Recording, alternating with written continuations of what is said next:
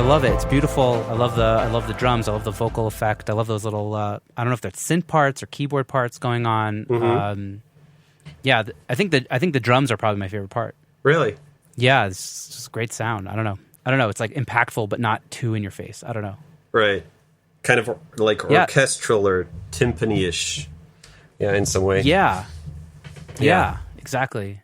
So tell us a bit about the track. What happened there? I think what I really like about this is like it has a lot of contrast. I think a lot of this album has a lot of contrast. It starts with a loop that's I think one of the guys played a ukulele in his house and just recorded with an iPhone, you know.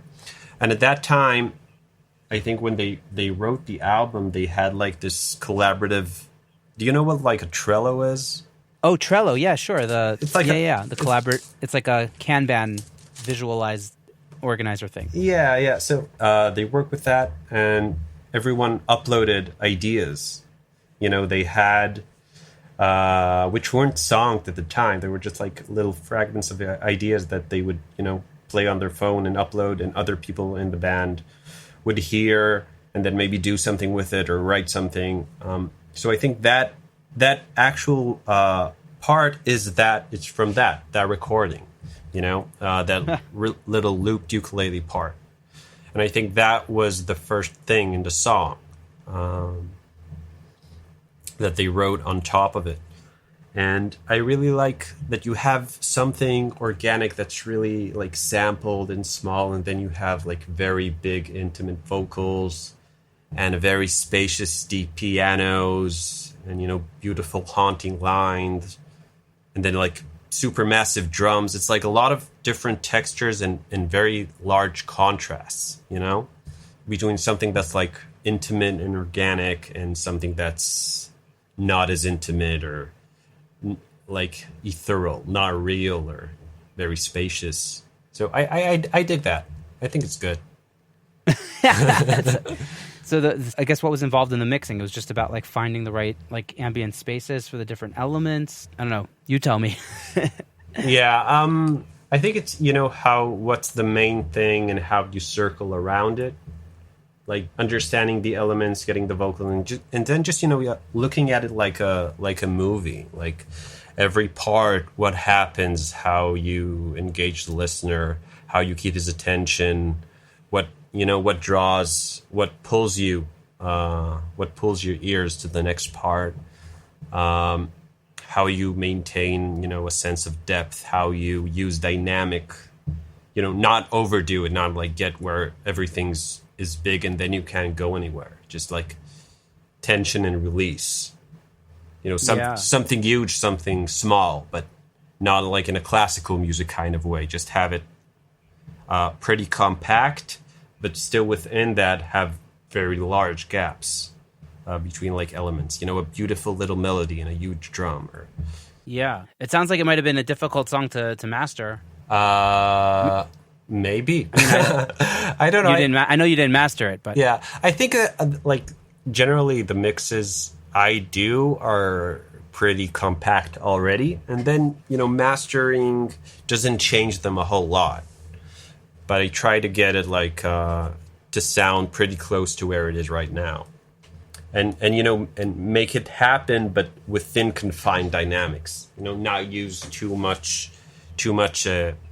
Like volume impact to make stuff exciting, because that's kind of limiting in a way when you want everything to be more, you know, louder, more commercial, and a lot of the excitement in your music is based on dynamics. It's based on the chorus being 10 times louder than the verse.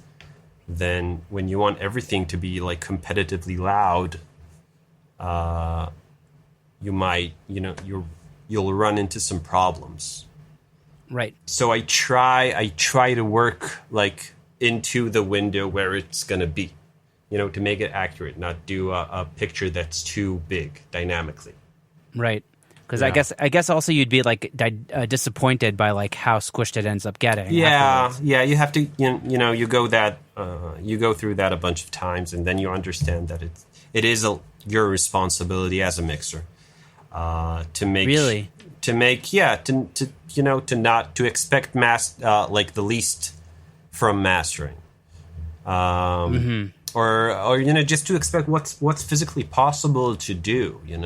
Yeah. Do you think it's important to, as a mixing engineer, to like really understand what the mastering process is, or it's just about like, I don't know, referencing master tracks? I think it is. Yeah, I think it is, and I think the more experience you have in it, the more you'll find yourself in a corner where your mix was like built in a certain way, and you get disappointed by the master because it can't.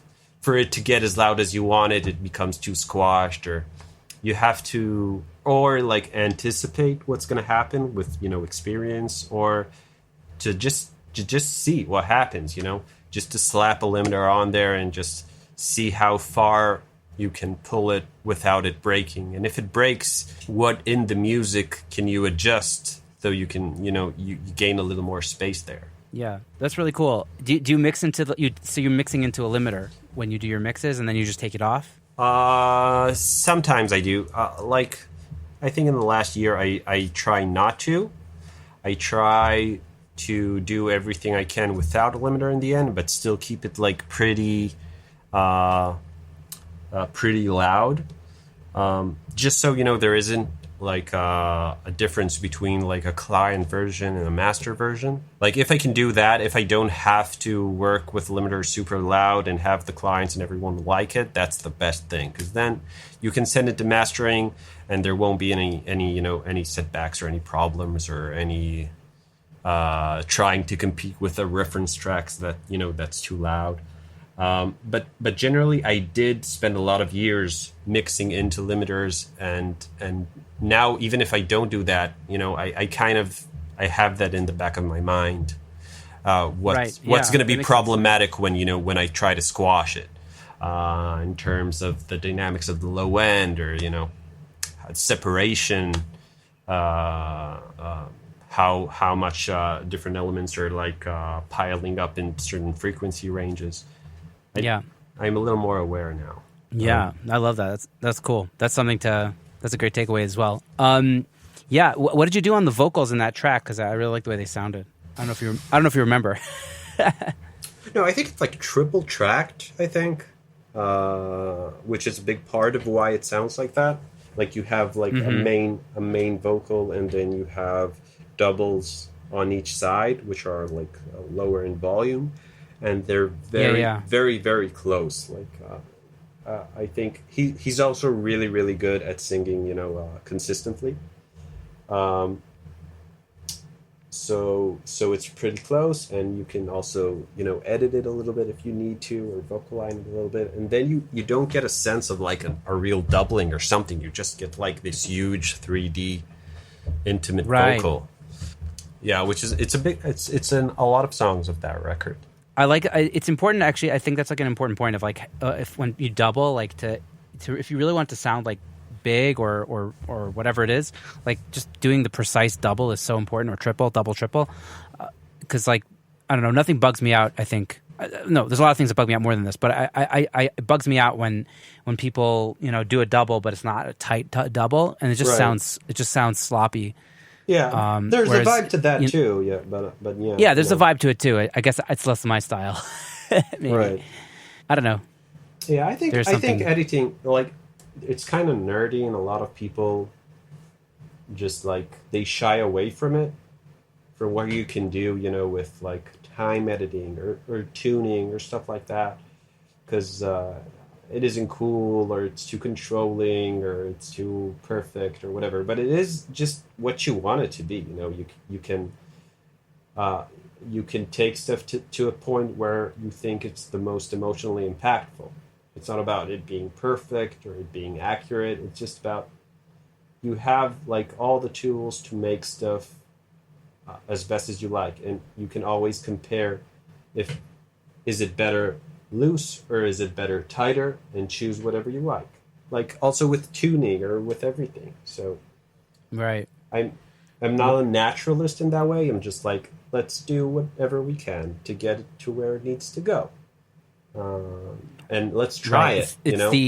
it's the end game. It's like your vision of however it's going to be most impactful that matters, not about, the way you get there. It's about the goal. Right. Like, I'm not really getting into philosophical debates about like tuning or editing or stuff like that. Just whatever. I don't even remember, At the end of the day, it's just a song later. You don't really know.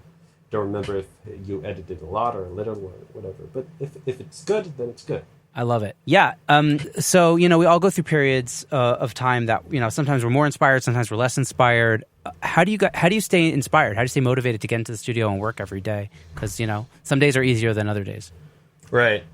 That's a really good question. I don't think I'm at the best period to answer it because this is a really weird time. And I am struggling more than I used to. Yeah. I guess this question is more applicable for me also than ever. Yeah. I do like, obviously there's like work that needs to be done and you have to like schedule it, and sometimes all you can do is go to work, If you have a song to work on and you're not feeling inspired, you can just, you have an obligation to go open the session, do the things. Maybe in an hour or two, you will get into it. You will get inspired. You will get into the zone. But if you don't even open it, you're not going to get there. So I think you just have to work at it. So that's when you have stuff to do. When you don't have stuff to do, I manage my time with the what we mentioned before, the Trello thing. Like I have my big board, and I have all the songs I need to work on, and I know where they are. If it's like it needs to be premixed, or if it's mixed or produced or revisioned, I know where it is, what the comments are, and I also have like a big pile of stuff that I want to like learn or stuff I want to see, like I want to see that tutorial or that interview. And when I get to the studio and I'm not inspired, or I don't have specifically a song I need to work on that day, then I go to that chart and I just do something like that, like maybe learn something about synthesis or read something about a new thing that's going on, or watch a tutorial from someone. And and then it pulls you back in some way. And Are you using the getting things done method? Just out of curiosity, because I've been trying to what is that? Figure out. I do want to get things done, so let me know more. It's like I guess I'll dig deeper with you after we finish the podcast episode. But it's kind of or we could just because I don't know it all by heart. But it's basically a system where you have like an inbox. So you capture something that you need to do, and you just put it in your inbox. So then you don't have to think about when I'm going to do it, or until you sit down later, and then you see all the things that are in your inbox. And then you organize it based on what you have to do next, what needs follow-up, what's pending, basically. Yeah. So it's just a way to organize everything that comes at you in life, including work and personal. Yeah, that sounds like pretty similar to the way I manage my time, so seems great. I need to see your Trello template at some point, if you don't mind. Oh, sure. I'd love to have a look. No problem. It's like this is like nerdy beyond the music stuff, but I that's think okay. I think it really is a big part about like being a creative professional. I think is being organized, because that helps you. If you do it the right way, it helps you be more creative. It helps you be on top of everything, and it can be like in a macro way of what song needs work, or how, or what stage is it, or what people commented, or everything. But it's also within the work itself, when you look at what's the structure of the songs, how you marker your sessions. Like every session I prep, I have everything markered like by part, and I have little markers if I think that needs a build up, or this needs a drop, or this needs a change in the vocal. And I do like selection markers of parts where I loop them. And that helps me, not to go, not just to play through the song, but to zoom into specific parts and see if they're the best they can be, and if everything happens accordingly. And if you do that, if you're really organized in that way, it helps you be more accurate, and it helps you be more creative.